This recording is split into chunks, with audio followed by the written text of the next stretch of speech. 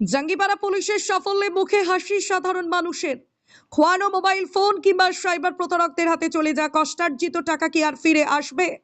আশা ছেড়েই দিয়েছিলেন অনেকে, কিন্তু সাধারণ মানুষের সেই আশাকে বাস্তবে রূপ দিল হুগলি গ্রামীণ পুলিশ জেলার অন্তর্গত জাঙ্গিপাড়া থানা।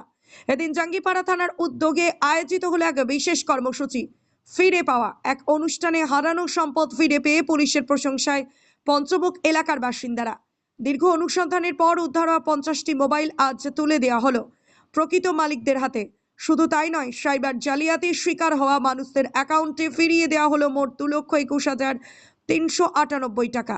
উক্ত অনুষ্ঠানে উপস্থিত ছিলেন এসডিপিও চণ্ডীতলা এবং সিআই চণ্ডীতলা মহাশয়। তাদের হাত থেকে উদ্ধার হওয়া মোবাইল ও টাকা বুঝে নেন উপভোক্তারা। দীর্ঘ প্রতীক্ষার পর হারিয়ে যাওয়া শখের ফোন বা টাকা ফিরে পেয়ে আবেগপ্রবণ হয়ে পড়েন অনেকেই।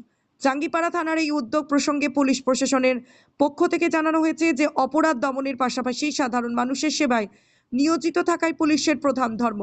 এই ধরনের কর্মসূচি পুলিশের প্রতি আমজনতার বিশ্বাস ও ভরসাকে আরও কয়েক গুণ বাড়িয়ে দেয়। আগামী দিনেও সাইবার অপরাধ মোকাবিলা এবং চুরি হওয়া জিনিস উদ্ধারে পুলিশের এই সক্রিয়তা জারি থাকবে।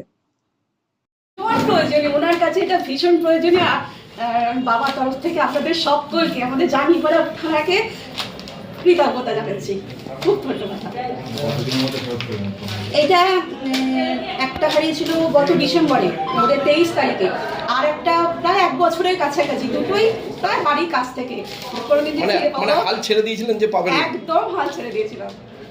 এই যে পুলিশের যে উদ্যোগ, অবশ্যই, এবং কি বলবো, আমি নিজে বলছি না, বাবার তরফ থেকে বলছি, বাবা যে এত খুশি। আমি তো একটার জন্য এসেছিলাম, আমি ভেবেছি যাদের পরে একটা পাওয়া গেছে, কিন্তু একসঙ্গে দুটো লাভ, মানে বাবা যে কি খুশি হয় আমি বুঝতে পারছি না। আপনার নাম?